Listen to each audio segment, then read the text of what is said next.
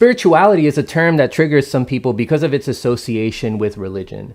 Others may embrace it because they consider themselves religious. However, spirituality is a much broader concept that goes beyond religion, and you do not have to be religious to be spiritual. By the end of this video, you will understand what spirituality means, why it does matter for your personal growth, and how it is not only different from psychology, but must also go hand in hand with it. Pretty much, if you want to be a happier and wiser person, then both psychology and spirituality are important. Both are required for understanding yourself and enriching your life. In real life, they have been used together in different practices, different programs in hospitals, in programs for recovery, therapies. So let's dive in and explore how these two domains intersect and contribute to your journey of self-discovery. Let's first understand the difference between psychology and spirituality. First, psychology is the study of the mind. Its goal is to help you develop a healthier mind and ego. Through psychology, you can work through emotional challenges, understand your behavior, and ultimately improve your life. It's about building a better version of yourself through mental well-being. On the other hand, spirituality focuses on the soul. It goes beyond the mind and explores who we are at a deeper level, beyond just our physical bodies and thoughts. Spirituality encourages letting go of the ego, helping us realize our true essence. Through spirituality, you can not only achieve a better life, but also unlock a greater sense of purpose and potential. Pretty much, through psychology, you can develop a healthier ego, helping to reduce those negative thoughts. But with spirituality, it goes even a step beyond that by letting go of the ego, understanding that you are more than just your ego. While psychology helps us navigate and improve our daily lives, spirituality invites us to explore something bigger, to discover who we truly are at the core. Now again, you need knowledge in both. Let's compare this to soccer. With soccer, you need both skill and technique, as well as physical fitness and conditioning.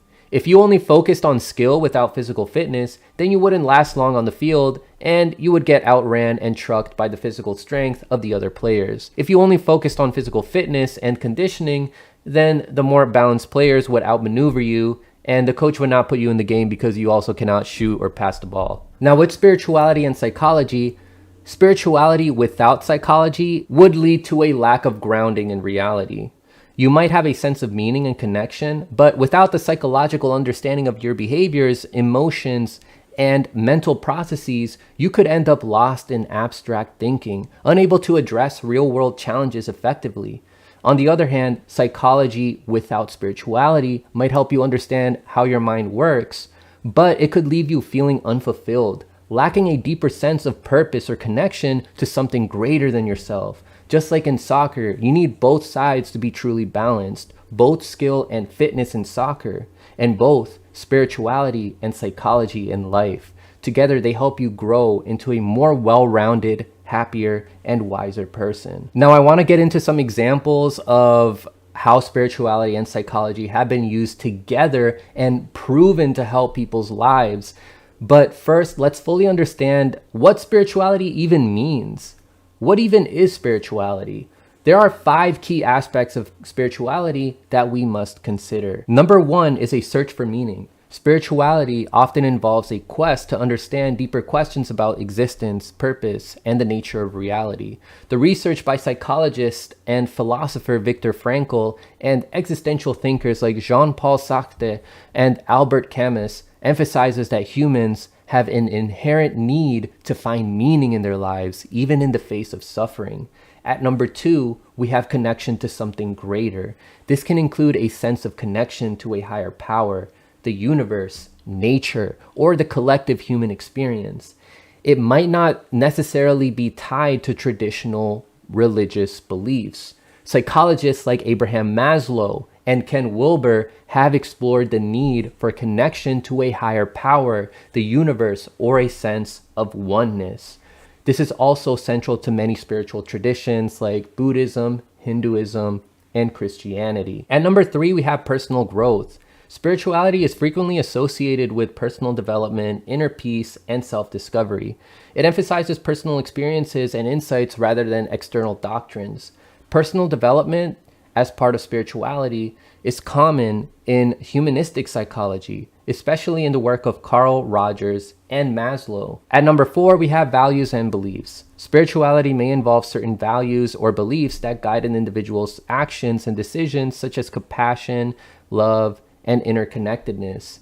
Values and beliefs as a component of spirituality are discussed in moral psychology, such as in the work of Lawrence Kohlberg's Stages of Moral Development, which we can get into in a future video, as well as in ethical philosophy. Number 5 is practices and rituals.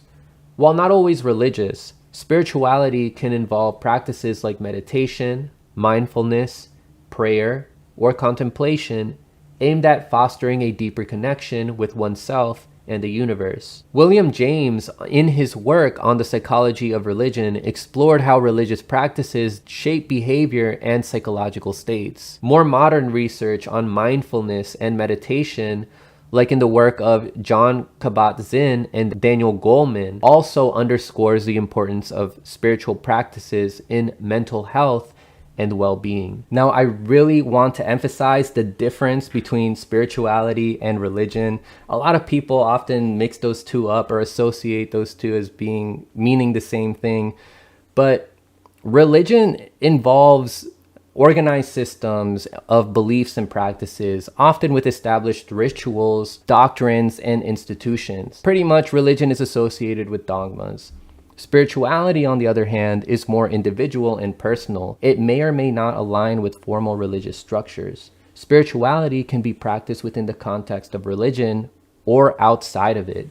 For example, a person might explore spirituality through meditation and philosophical studies without subscribing to a specific religious tradition. Let's now dive into 5 examples of how spirituality and psychology have both been used together and proven to make people's lives better. First, we have mindfulness-based therapy, which blends spirituality practices from Buddhism with psychological tools. Techniques like mindfulness-based stress reduction, or MBSR, help manage stress, anxiety, and depression by focusing on present moment awareness.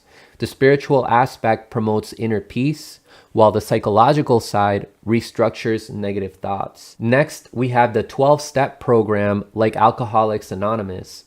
These programs combine spiritual principles such as surrendering to a higher power with psychological techniques to address emotional and behavioral issues. This blend helps many overcome addiction through both connection and self-reflection. Then at 3, we have logotherapy. This is a psychological approach developed by Viktor Frankl. It emphasizes finding meaning in life, especially through hardship.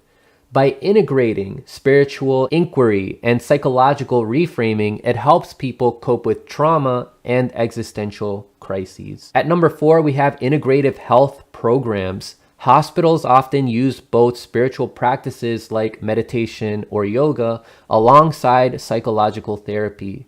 This is especially helpful for patients dealing with chronic illness, as it promotes both mental and spiritual healing. Lastly, at number 5, we have spiritual counseling. This is becoming more common in therapy. A therapist might help someone dealing with grief process their emotions while also exploring spiritual questions about life and death. This dual approach provides emotional support alongside a sense of peace and meaning. In all of these examples, spirituality and psychology work hand in hand to support deeper healing and personal growth. So, now that you have a better understanding of what spirituality is, it's time to look at how building self-esteem plays a crucial role in your personal growth. There are 6 proven ways to help boost your self-esteem, and you can watch that video right here. Thanks for watching.